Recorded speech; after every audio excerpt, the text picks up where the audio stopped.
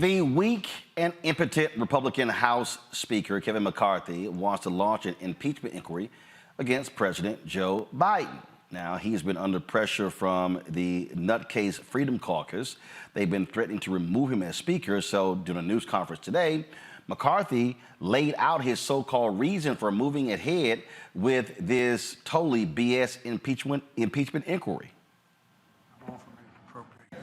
You know, in the months that we were gone and the weeks, House Republicans have uncovered serious and credible allegations into President Biden's conduct.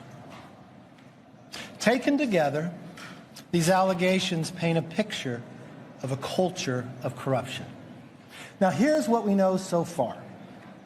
Through our investigations, we have found that President Biden did lie to the American people about his own knowledge of his family's foreign business dealings.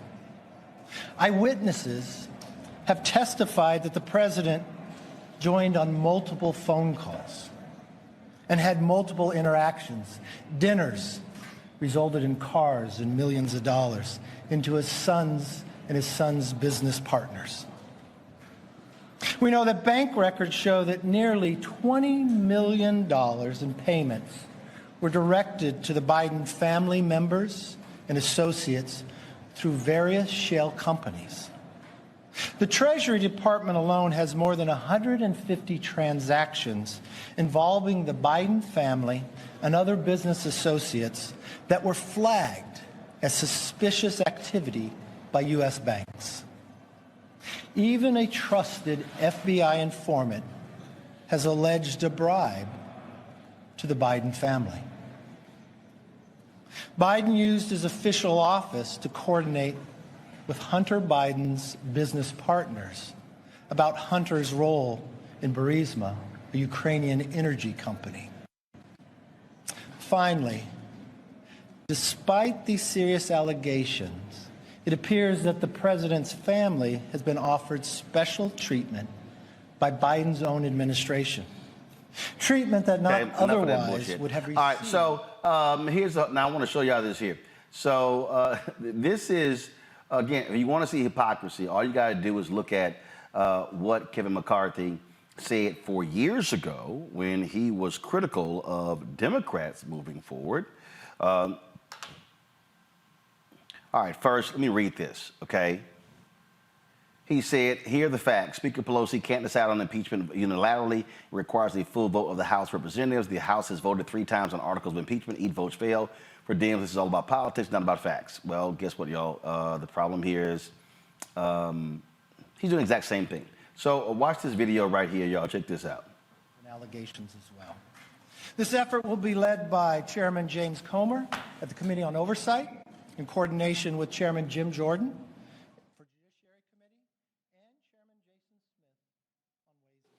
But the people that are hurting the American public because the work that is not being done in Congress today. The funding of our troops, the funding of government, prescription drug prices, our trade, our strength to our economy can all get done if they'd only focus on the work of why they were elected. But there's one person that has the power to bring it forth, the Speaker of the House, too enthralled in impeachment to do anything else. That's why today I am directing our House committee to open a formal impeachment inquiry into President Joe Biden. But the people that are hurting their So, interesting here. Niambe, it shows you, first of all, they keep talking about, oh my God, all these, they have no proof.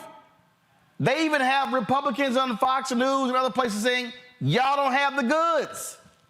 Kevin McCarthy is doing this to save his ass because Matt Gaetz and the Freedom Caucus are all over his behind.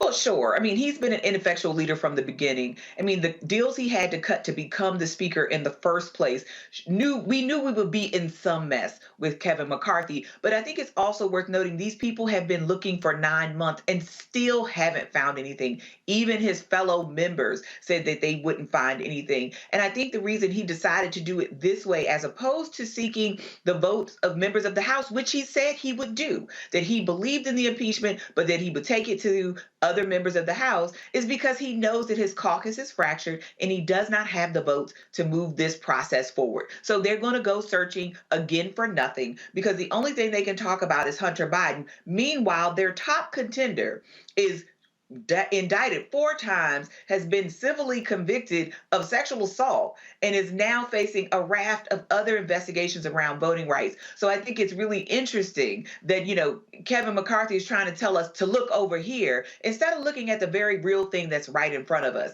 And try as they might, this is just going to lead to an additional waste of time. They certainly won't get the votes in the Senate. But again, he has to do what his handlers are telling him he has to do. And right now, that's his hard right colleagues who are telling him they're going to withdraw support, like Matt Gaetz did today and said he is in violation, right, of promises that he made to his fellow caucus members.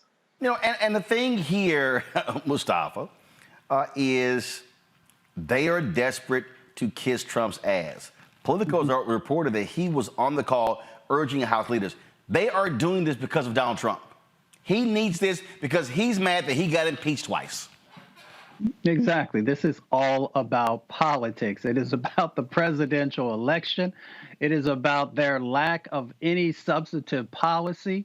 It is about Speaker McCarthy not being able to hold his coalition together and also being one of the least effective speakers of the House, at least in the modern era.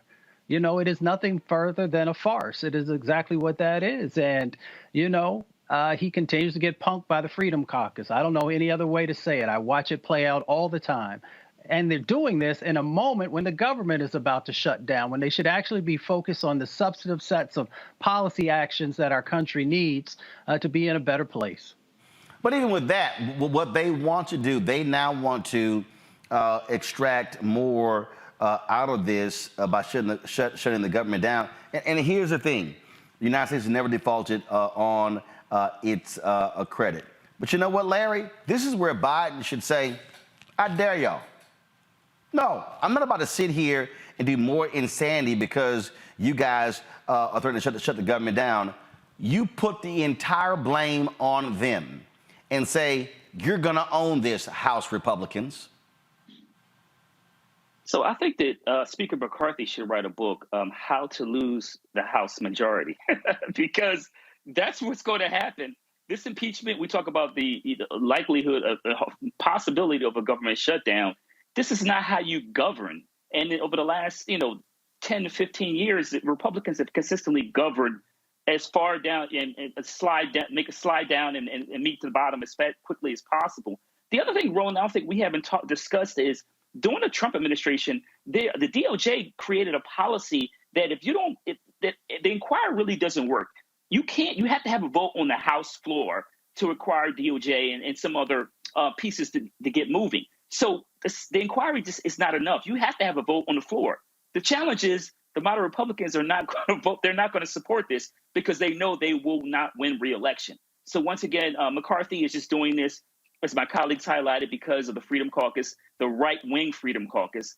But the bottom line is what's going to happen is most of America is going to suffer because they don't have the ability to properly govern. Well, absolutely right. And again, we are seeing the games that they play. And people need to understand this is going to continue. But this is where, again, you can't play footsie with these hardliners, Niambi. You must return the kind of heat that they are demanding, and you put it all on them. And you say, okay, if y'all want America to default, go right ahead. Now, people are going to say, well, but they're going to run an ad saying it defaulted on the watch of Joe Biden. This is where, if you're the White House, you show the kind of crazy things that they are demanding and how that is going to hurt the economy. This requires an aggressive response and an aggressive communications response from the Biden-Harris administration. I think it does, but I think we also know, for reasons that you noted, that Joe Biden won't do that. One, it's an election cycle, but two, I just think that's not in his nature. He has always wanted to be a legislator. He has always wanted to do bipartisan deals and cooperate. And yes, I think for the reasons you noted, we are way beyond that right now. These people don't care about governing, they care about power.